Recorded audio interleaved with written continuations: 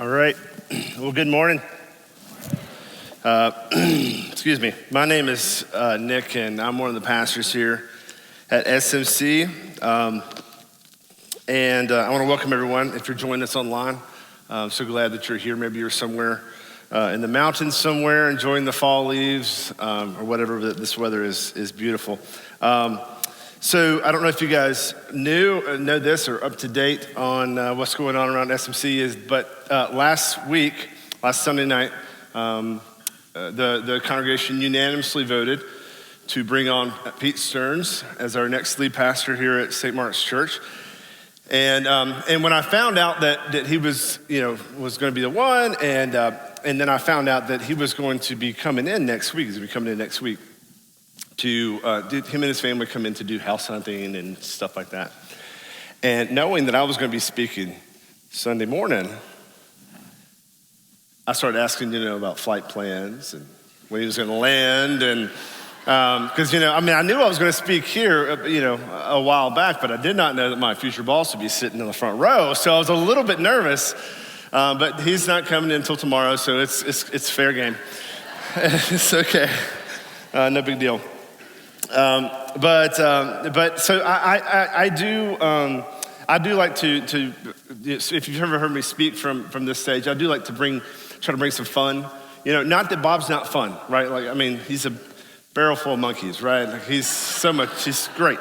But I try to. It's just kind of. I've been doing student ministry for 12 years here, and so I speak to a room full of hormonal teenagers. So trying to get their attention and everything like that. I just, kind of have a way of entertaining as I speak. And so, if you ask me what's different or how, if it's harder to speak to a room full of hormonal teenagers or a room full of adults who are jacked up on caffeine and sugar, it's a toss-up. I think that's a plug for the Mission Cafe. I think I just did that. So if you didn't get your coffee and your sugar this morning, there's no reason why anyone should be able to go to sleep. But if you do, that's okay too. So, but I do try to do that. But I just want to say this morning, though, that this message might be a little bit different, might be a little bit out of character than my normal. But I ask that you have a little bit of grace for me this morning. And if you do get bored, just pull out your phone. We'll all think you're looking at the Bible app. Who am I to judge, right? It's what I do. So, anyways, but I do. This is going to be maybe a little bit more serious. But my wife does. I forgot to mention this. My wife does like to tell young couples that she finds out that are engaged. She's automatically plugging in that I will officiate their wedding. It's like, oh, he's great. Yeah. He's like 80% comedy and like 20% Jesus. And the groom is like, cool, right? And the bride, I can see it on her face. She's just kind of like, did I have a stand-up comedian in my dream wedding? I don't know that I pinned that on my Pinterest board. So, but it is our character this morning. But I do feel like that if we listen this morning to the truth, like Jesus said, it will certainly set us free. So let's pray, and then we'll get started. Okay? All right. God, you are so good, and we are humbled to. We are humbled by your love. We are humbled by your grace to us. So God, tonight, this morning, as we dive into some difficult topics, some pain, maybe some discomfort, God, I pray you'd help us be honest with ourselves. Help us to be open to what you want to do. And God, we invite your Holy Spirit into this room, into our hearts and into our lives for the next few moments. Speak to us. We love you. Amen. So my wife Pam and I love to sit down and bring young couples into our home. We've been doing this for the past several years, and a lot of times they are engaged couples. So we bring them in and we show them what really life's about, right? Like 3 kids, married for 19 years. Like, come on in. We're like, this is going to be great. And one of the things that we like to sit them down after dinner, we sit them down and we share a little bit of our story, a little bit of our struggle, and then we ask them this question: can you ever imagine not liking your mate? Can you ever imagine not liking the person sitting beside you? And the responses are really just great. I love them. Their couples are like just appalled almost that they could have nothing but undying affection for this other person. They can't even in their minds think that there could be a time when they would not like this person that they're in love with, right? And we share some of our story and some of our struggle, and our 19 years of marriage, 17 and a half of them happily married. And they just can't believe it. It's like, no. Like, my baby boo would never buy a motorcycle without asking my permission. It just wouldn't happen. Right? There's no way that she would ever not support my career and get frustrated when I have to work long hours to get that promotion. She would just know I'm just doing it for us. She would always understand. And it never fails. Around 8 months into marriage, we get a call with a panicked voice on the line, and they're saying, it happened. I woke up this morning, and I didn't think her fumbling around in the dark to get ready for work was cute. It sounded like there's a wild animal in the bathroom, and I didn't like it. But yeah. I think there's a freedom for you knowing potential pitfalls and challenges before it happens. Not that you believe that there would ever happen to you, but just the possibility that it happens and that you would have someone that you could talk to. I think it makes all the difference. As compared to the alternative, right, where the walls of illusion about this fairy tale relationship, this fairy tale marriage that you have built up in your mind, the walls begin to crack and to crumble unexpectedly. Instead of expecting these cracks and seeking the help that you need, you ignore them for years. And maybe, some couples, they'll be smart and they'll patch them up as they go a little bit. But there's always this sense there that if you don't deal with those questions and those doubts, there's this sense that this marriage, this wasn't what I signed up for. Something very similar can happen in your faith journey. There will come a point in your faith journey where you will have a question without an answer. And you will doubt the foundations of your belief system. Now, for some of you this morning, this message will feel uncomfortable. Just like our young couple that sit across the table from us. There's just the thought that you could question or doubt your faith in God it seems almost a breach of covenant. It just seems almost is improbable to you.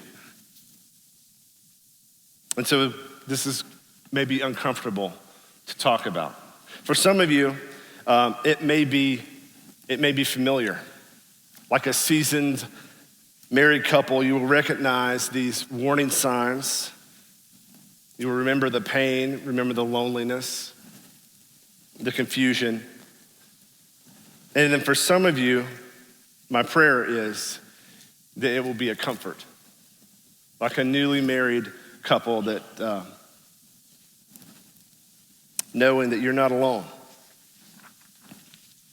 There will come a point in your faith journey where you will have a question without an answer and you will doubt the very foundations of your faith. This crisis of faith is causing many people to walk away from the church every day. An estimated 2.5 million believers are walking away from regular church attendance each year in America. Now, these aren't people that are these are not 1 and 2 times a year attenders. These are sold out weekly attenders, small group leaders, Sunday school teachers, board members, worship leaders. And sadly, a lot of them are staff and clergy. These are believers who have heard the good news of God's love, who have confessed and publicly committed to following Jesus in the waters of baptism.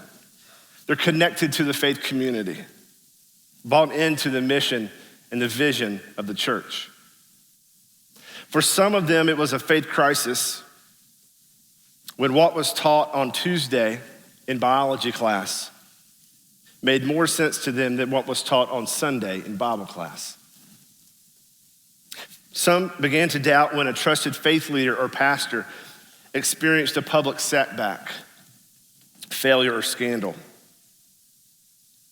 For some, doubt began when reading the Bible for themselves. They discovered passages that seemed to support social injustices rather than stand against them.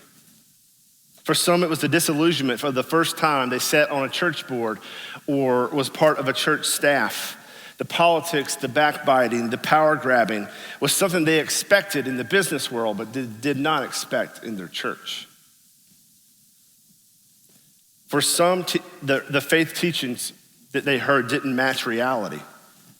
They followed the 3 easy steps to a happy marriage and still got divorced.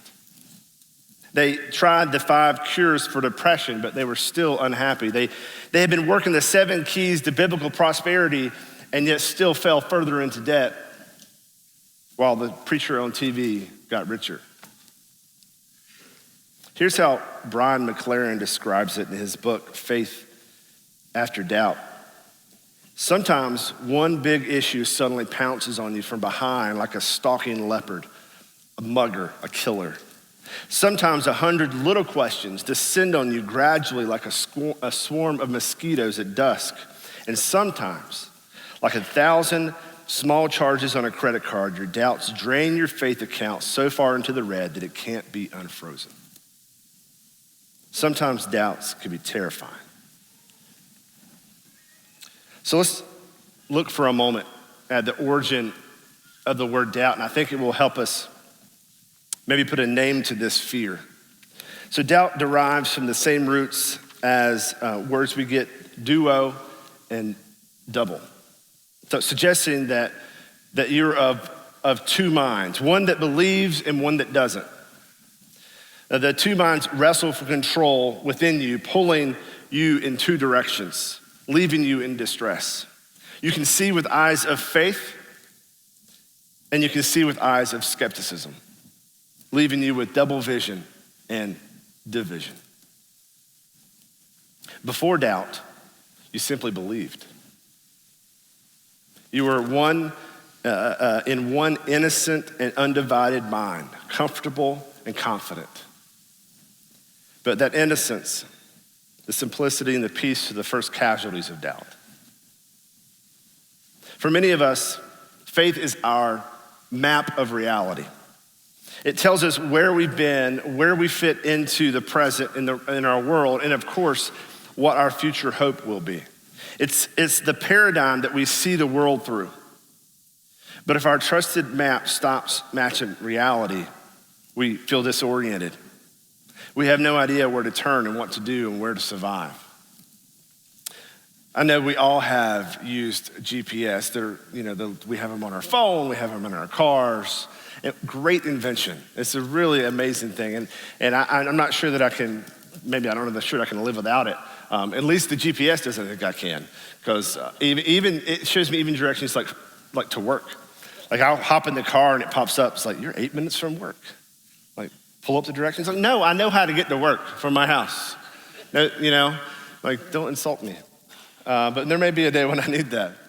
But we've all used the GPS, but we've all experienced this moment when your little blue triangle is following along just nicely on directions to somewhere you have never been.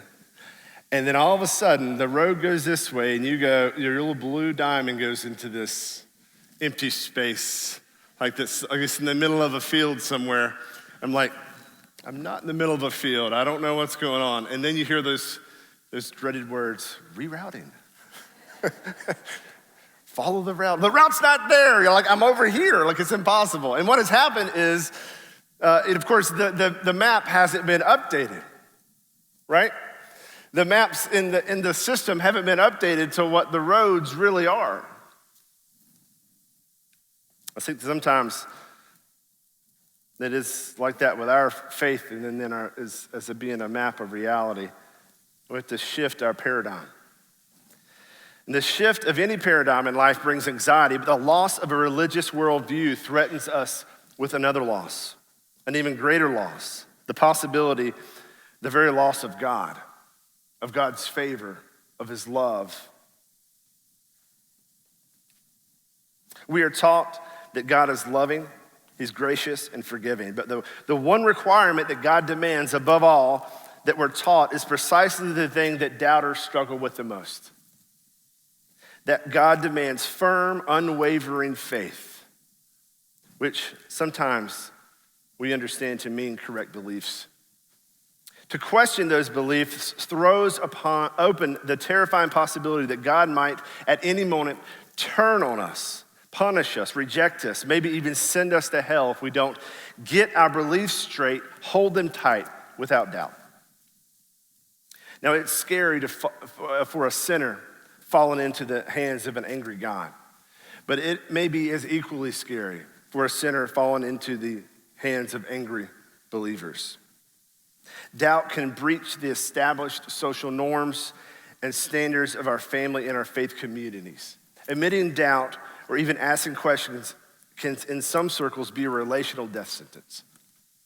And you just ask the millions of doubters that walk away from our churches and our lives every day. The fear of divine punishment and social rejection moves us to ignore these questions, to push down this doubt. And not having a safe way to express and talk through these faith challenges causes many of people to walk away from the church, but some of us stay. And slowly unanswered questions and unconfessed doubt begins to chip away at the foundation of our faith. Suddenly we wake up 5 years later and we say things like this. We say, this church isn't really feeding me anymore. Like, it's just not really doing it for me. Like, I feel like it's not deep enough. Or I no longer get this joy from worship or this peace from prayer. I no longer feel encouraged when I gather with fellow believers. And I just don't find any excitement reading the Bible. Just like in a marriage, unanswered questions, unspoken doubts, unaddressed disillusionment can leave a believer in deep despair. Now, I warned you, this message was not going to be much fun this morning, but I promise you it can help. So we're going to be looking in the book of John. John was written by John, an eyewitness account. John was one of Jesus' closest friends. He got a front row seat to all the stuff that Jesus did and during his ministry. And so John wrote some of these things down, and we have these eyewitnesses accounts in the book. We're going to be in the book of John. I'm starting in 14 if you want to turn there. They will be on the screens too if you want to. My favorite disciple lately, though, has been Thomas.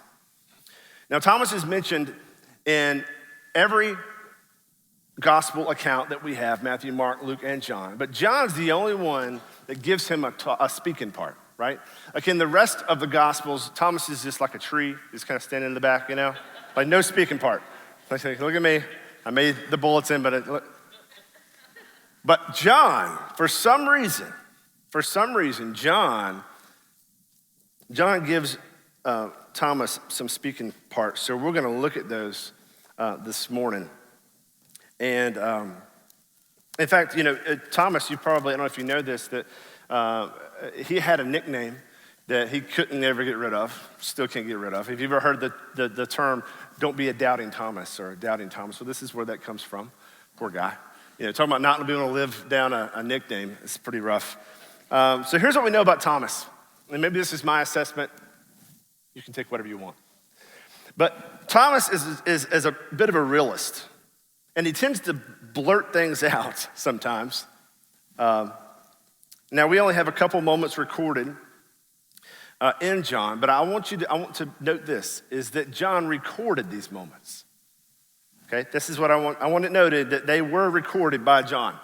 And if you look in the last book, the last sentence of John, his account, he says this. He says, now, there are also many other things that Jesus did. It's the end of his book. Were every one of them to be written, I suppose that the world itself could not contain the books that would be written. So Jesus did a lot of stuff. And John says, look, I had to pick and I had to choose and I had to figure out what was the best to put in here. And he put Thomas in. He gave him a speaking part. I just wonder sometimes maybe like what miracle was left out or what teaching was left out that John left out so that they could put these accounts of Thomas in. So anyways, I'm gonna be skipping around a lot. There's gonna be 4 quick accounts. I'm not gonna read the whole story of each one of them. I'm gonna try to paraphrase real quick, but if you get confused, just hang tight. I promise you it'll all make sense in the end, okay? All right, here we go. First account. Jesus is talking to his disciples about how he's going to leave them soon. They were a little confused about what he was saying. He's actually referring to his death, and he says these words. He says, look, don't let your hearts be troubled. Trust in God and trust also in me. There's more than enough room in my Father's house. House. There's more than enough room in my Father's house. If it were not so, would I have not told you that I'm going to prepare a place for you? When everything is ready, I will come and get you so that you will always be with me where I am. And you know the way to where I am going. And there's kind of a pause, I think. And I was told recently, so I told a friend recently, I told them, I said, that I have a tendency to just kind of blurt out the obvious. And I'm trying to get better at that. I'm trying to mature and be a big boy and try to hold my tongue in appropriate times. And they said, well, don't do it too much because I kind of rely on you to say things that we're all thinking. And Thomas is a little bit like this. Thomas is kind of that guy who's just, that if you wait long enough, he's just gonna itch in his seat and stir and be like, okay, I gotta say something, hold on. So here's what Thomas does. This is my interpretation, whatever, you can take whatever you want for it, but this is what Thomas does. Jesus says, look, I'm going away. They're like, why are you going away? I'm going away, it's gonna be a place, I'm preparing a place for you. It's gonna be awesome, we're all gonna be together, and you know the way. And then Thomas just kind of like looking around, he's like, no. No, we don't know, Lord. We don't know, Thomas said. We have no idea where you were going. How can we know the way? Like, how do we know? We don't even know where you're going. Okay, told you, Thomas is great. First account, we'll stop right there. A little snarky, kind of like him. Next account. After this, Jesus traveled around Galilee. He wanted to stay out of Judea where the Jewish leaders were plotting to his death. So basically what was happening is Jesus was going around ticking everyone off, right? He made people mad early and often. People didn't like him sometimes. And so it got to a point where people were trying to plot and to kill him, especially in Judea. This is what we know. So fast forward just a little bit. Jesus is hanging out with his disciples. He gets word from a messenger that from Mary and Martha that their friend Lazarus, he was sick. So you probably have heard this story. Basically, Lazarus is sick. Jesus is like, okay, well, I'll be there in a sec, right? Have you ever said that? Like when your wife's getting ready, I'm like, come on, we gotta go. And she's, I'll be there in a sec, or your kids, just wait. I'll be there in a sec. One more thing, okay. And he says, I'll be there in a sec. And eventually what happens is Lazarus dies. And, and all this stuff. And so finally they decide, Jesus decides, I'm going to go to Judea. Here's what it says. He says, finally, he said to his disciples, Jesus says to them, let's go back to Judea. But his disciples objected. Rabbi, they said, only a few days ago, the people in Judea were trying to stone you. Like, we had to sneak you out. Why are you going there again? Like, they're trying to convince him, hey, let's just cooler heads prevail. Lazarus is already dead. We missed the opportunity. Let's do it. And then Jesus is like, no. Look, we're going. We got to go. I'm going to do something awesome. You're going to love it. You're going to believe I am exactly who I say I am. It's going to be awesome. They're like, okay, fine. It's decided. Here we go. And then Thomas pipes in. Now, look, Thomas nicknamed the twin, said to his fellow disciples, not to Jesus, by the way, let's go too and die with Jesus. Now, some scholars and theologians and traditions, especially the Catholic tradition, think that this statement of Thomas was like this statement of bravery, like, let's go with Jesus. If they kill us, we'll die with him. I'm not sure Catholics are very sarcastic, because that's not what I read. I didn't read bravery, I read sarcasm, right? They're heading out, we decided we're gonna go, and then Thomas is like, oh, great, let's go. We could all die, great. Thomas. All right, third account. We're gonna fast forward just a little bit. The next account of Thomas is recorded by John is, a lot has happened in 9 chapters. The death and burial of Jesus has happened. The disciples are obviously distraught. Their Lord and teacher has been crucified, that he has been buried and he's dead. And they're distraught, and they're hearing rumors, though. The women have come to him and said, look, we've seen Jesus alive. And they're like, I don't know about that, maybe. And so there's rumors are kind of floating around. And so the disciples decide that the best course of action is to lock themselves in a room. Because if the rumors get around that Jesus is alive and walking around, the same people who put Jesus in the ground, they're probably going to come after his friends. So they're locked in the room, and they're pretty distraught. And all of a sudden, Jesus just appears out of nowhere. Like, they're freaking out. They're already on edge. Can I say freaking? Oh, I said it twice. I don't know the other word. And they're already on edge, and Jesus says, he shows up and he's like, hey, calm down. It's me. And he shows them the wounds in his hands and his sides. Look. It's me, it's Jesus. And they're like, whoa, it is true. Like, Jesus, it's you. Like, you're like not dead. Like, last time I saw you, you were like a mummy, but now you're not. And they're like, oh, this is so cool. And then someone says, oh, no, wait. Where's Thomas? Thomas is not even here. Oh, man, I can't wait to tell Thomas. Thomas. So, chapter 20, verse 24. One of the 12 disciples, Thomas, nicknamed the twin, was not with the others when Jesus came. They told him, we have seen the Lord. But he replied, I won't believe it unless I see the nail wounds in his hands and put my fingers into them and place my hand into the wound in his side. And therefore, history remembers Thomas as doubting Thomas. Next verse. 8 days later, the disciples were together again. And this time, Thomas was with them. The doors were locked, but suddenly, as before, Jesus was standing among them. Peace be with you, he said. Then he said to Thomas, put your finger here and look at my hands. Put your hand in the wound in my side. Don't be faithless any longer. Believe. So first, can you imagine waiting 8 days?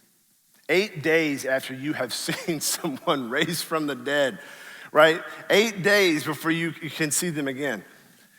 8 days that Thomas's doubt was confirmed. Day after day after day after day. And I'm sure that Thomas was probably not cool about it, right? He was probably a little punk about it, saying, I told you guys. I told you. I don't know what you saw in that room that night. You guys are stressed out. You need to calm down, right? I don't know what you saw, but it wasn't Jesus. He's dead. We saw him on the cross. We saw him in the grave. He's not here. And then I'm sure Thomas, being, again, like a little punk, probably he's like making little jokes with him, He like rushes into the room. Guys, you never believe who's in the other room. They're like, who? Not Jesus. Because he's dead. He's not here. He's not alive. And so maybe Thomas was in the middle of one of his little jokes, and then Jesus appears. And he goes straight for Thomas. And he doesn't tell Thomas to look, right? He doesn't tell Thomas to look at the wounds on my hands and my side. He says, put your finger there and put your hand in the wound of my side. Now, as a kid, and maybe even as an adult, I always thought, and I always pictured in my head when I pictured this moment that the wounds on Jesus' body were more like scars, right? But that's not what the Bible says. He says that to put your hand inside the wound on my side. A little gross, a little gross, but how powerful, how amazing is that? So Thomas does this. He puts his hands in the side, Jesus' side, and in the wounds on his hands. And then he says this, he says, my Lord and my God. Thomas believed. Thomas believes that is, in fact, Jesus, that Jesus has risen from the dead. But there's something else here, and something very important that I don't want us to miss, and we can miss in all this excitement, is that Thomas says, my Lord and my God. Thomas calls Jesus God, not like God like. Now, Jesus has characteristics of God, not that he was sent by God, but he says, but God, like my God. Now, why is this significant? I picked up a new Bible the other day, and it is one of these reader Bibles. They've been around for a while, but I've just never had a chance to pick one up. And basically what they've done is they have taken the Bible and they've taken out the number verses and the chapters, and they've taken out the headings. So like, Jesus goes to Galilee, or Jesus heals the sick, or they take all that stuff out. So when you're reading it, you're just kind of reading really like it was written, because those verses and chapters and titles were not part of the original manuscripts. That wasn't part of the first plan for this. And they were just really put there to help us kind of navigate around. And so I've been reading the book of John like this, and it's been absolutely fascinating. It's amazing. I've noticed things, and I've read the book of John a few times, and I've noticed things that I've never noticed before. And one of the things that I noticed this past time around was how often John spoke about the deity of Jesus. Now, in fact, how much Jesus spoke about his deity. How he would say things like, if you've seen me, you've seen the Father, like God. You've seen God. If you've seen me, you've seen God. He says, I don't do anything that my Father in heaven doesn't tell me to do. Like, he says things like, I'm the way, I'm the truth, and the life. I'm the bread of life. I'm the living waters that satisfy fully and completely. And so Thomas, our doubting Thomas, he gets it. Up to this point, no one really got it. Like Jesus kind of kept trying to explain to them who he was, that he was the Christ, he was the hope of the world, that he was the Son of God, that he was God himself. And Thomas, our doubting Thomas, through all of these things, all the snarky comments and all the questioning, he gets it. He gets it. Thomas has gone from questions and doubt to now seeing Jesus fully. And I think we're beginning to see now why John took the time to include these accounts of Thomas. All right, last account, we're gonna get real fast. So later, Jesus appeared again to the disciples beside the Sea of Galilee. This is how it happened. Several of the disciples were there: Simon Peter, Thomas, nicknamed the twin, Nathanael from Cana and Galilee, the sons of Zebedee, and the two other disciples. And then Simon Peter says, I'm going fishing. And so they pull out on the boat, and they're in the middle of the Sea of Galilee, and they're fishing, and they're not catching anything. And it's early morning, and they kind of look on the shore, and there's smoke coming up from the shore, and like, what's going on over there? And there's a man sitting there, and he's got a fire going, and it's a really nice morning fire. And they look out, and the guy says, and he says, hey, throw your nets on the other side of the boat. And they're like, we're not catching any fish. Why would he tell us to throw our nets on the other side of the boat? That doesn't make any sense. And then he's like, just do it. And they're like, whatever. And they throw their nets over, and of course their nets get full. And then they kind of remember, wait a minute. Didn't this is how we met Jesus the first time, that he told us to do this? And like, oh, and wait, is that Jesus? He's like, oh, it is Jesus. And Peter, loving, loses his mind, and just jumps in the water, and just starts swimming toward the shore and to meet Jesus. And chapter 21, verse 1, later Jesus appeared, or verse 11, excuse me. Later Jesus appeared again to the disciples by the side of the Sea of Galilee. This is how it happened. Several of the disciples were there. Simon Peter, who was second? Thomas. Oh, I'm sorry, I'm repeating this. Sorry, I messed up. Bring some fish, he said. This is what Jesus said. Bring some fish I've just caught. So Simon Peter went aboard, dragged the net to the shore with 153 large fish, and the net had yet torn. He says, now come, let's have some breakfast. And this is where it gets awesome. Jesus told him, and then John says that none of the disciples dare ask him who he was. They knew it was the Lord. And who was second on that list? Of course, Peter was first. He's kind of the main character in our account. Thomas was second. None of the disciples dared ask him who they were. They knew that it was the Lord. They believed the unbelievable. Jesus was alive, and Jesus was God, the Christ, the hope for all mankind.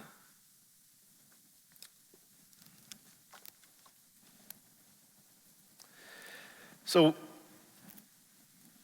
what about us? Thomas. Thomas went from doubting Thomas to no longer doubting, to fully believe in Jesus is who he said he was. For Thomas, there was faith after and with doubt. This is just some little church history right quick. Thomas went on to plant churches in India. This doubter, he went out and planted churches and told the good news of Jesus in India, and then eventually was killed for his faith. The doubter who at one time looked like he could walk away from the whole clan, the whole Jesus movement at any moment, now had a faith stronger than death. Now, what about us? What do we do when we have unanswered questions? What do we do when we begin to doubt the very foundations of our faith? Doubt is a difficult animal to master.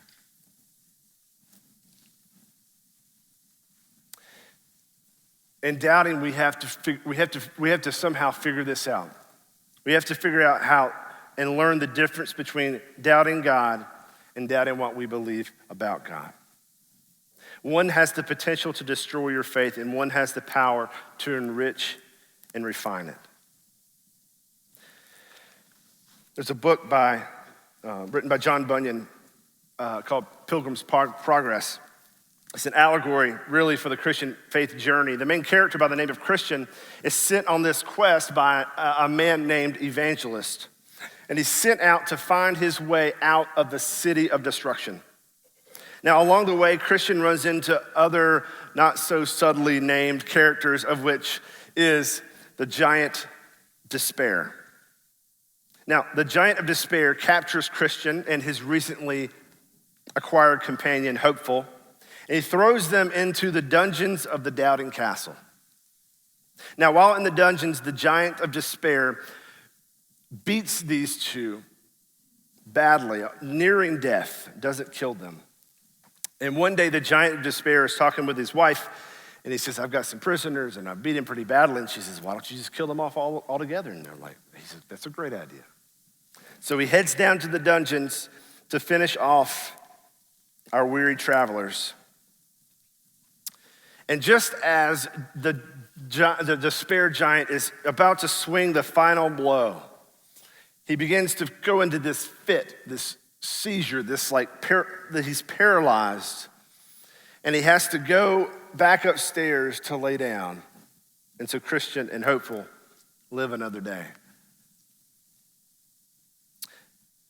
So the giant Despair, what we come to find out is these seizures and these episodes and these fits are brought on by, John says, sometimes brought on by sunshine weather. So when you have questions And when you have doubts and they're shaking the foundations of your faith and you feel like you're trapped in the dungeons of the doubting castle, being beat down by giant despair, remember that despair loses its grip when it's brought into the light. Tell someone. Find a friend, find a mentor, find a pastor, a small group leader. You're not alone. A long line of doubters have come before you, and that doubt has refined their faith. Think about where we would be if Peter hadn't doubted the Jewish food laws. What about Martin Luther hadn't doubted the salvation could be purchased? Galileo hadn't doubted the church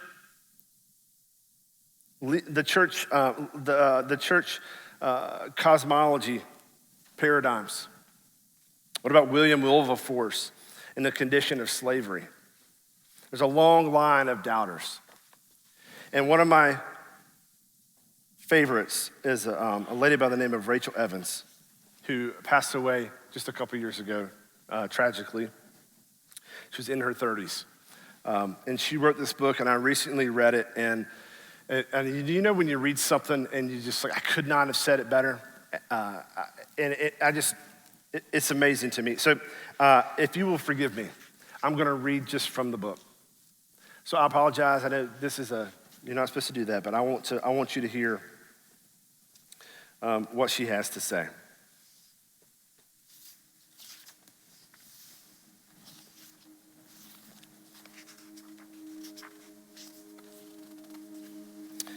She shares a poem, and it says this. The poem says this. It says, have patience with everything that remains unsolved in your heart.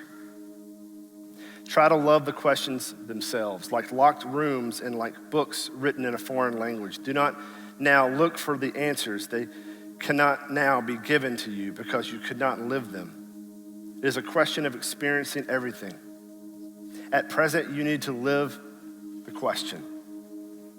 Perhaps you will gradually, without even noticing, find yourself experiencing the answer some distant day.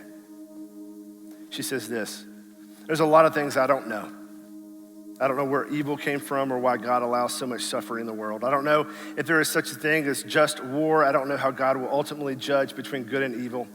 I don't know which church tradition best represents truth. I don't know how to reconcile God's sovereignty with man's free will. And she says, and yet I'm learning to love the questions. Like locked rooms and mysterious books, like trees that clap their hands and fish that climb up cave walls, like mist that clings to the foothills of the Himalayas, just like it clings to the Appalachians. And she says this, she talks about how in her faith journey, people always would say, you gotta have childlike faith.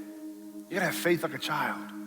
And she says this, she says, those who say that having childlike faith means not asking questions haven't met too many children. Anyone who has kids or loves kids or has spent more than 5 minutes with kids knows that kids ask a lot of questions. Rarely are they satisfied with short answers, and rarely do they spend much time absorbing your response before moving on to the next why or how come. Psychologists say that the best way to handle children in this stage of development is not to answer their questions directly, but instead to tell them stories. Pediatrician Alan Green explains, after conversing with thousands of children, I've decided that what they really mean is, that's interesting. That's interesting to me. Let's talk about that together. Tell me more. Questions are a child's way of expressing love and trust. They are a child's way of starting dialogue. They are a child's way of saying, I want to have a conversation with you. So when a little girl asks her father where the moon came from, he might tell her the moon circles around the earth and reflects the light of the sun. He might tell her that the moon likes to play hide and seek with the sun. Sometimes the moon looks like it's peeking out from behind a black curtain. Sometimes all you can see is the top of its head. Sometimes you can't even see it at all. He might tell her about how the moon has invisible arms that can pull the oceans to and fro. He might tell them about how astronauts have walked on the moon and played golf on the moon and collected rocks from the moon. He might tell her that the moon has dimples and craters and basins that we can only see with a telescope, and there's a special place on the moon called the Sea of Tranquility, and that it isn't really a sea. Then the father might take the little girl outside, hoist her up on his shoulders, and let her stare at the moon for a while. He might recite a poem about how a cow jumping over the moon, or sing a song about a dreamy-eyed kid slow dancing with it. Soon the little girl will become lost in her father's beautiful stories that she'll forget that she ever had a question to begin with. If there's one thing I know, this is what she says. If there's one thing I know for sure, it's that serious doubt, the kind that leads to despair, begins not when we start asking God questions, but when out of fear we stop. In our darkest hours of confusion, in our most glorious moments of clarity, we remain but curious and dependent little children, tugging frantically at God's outstretched hands, pleading with every question and every prayer and every tantrum we can muster. We want to have a conversation with you. God must really love us because he always answers with such long stories.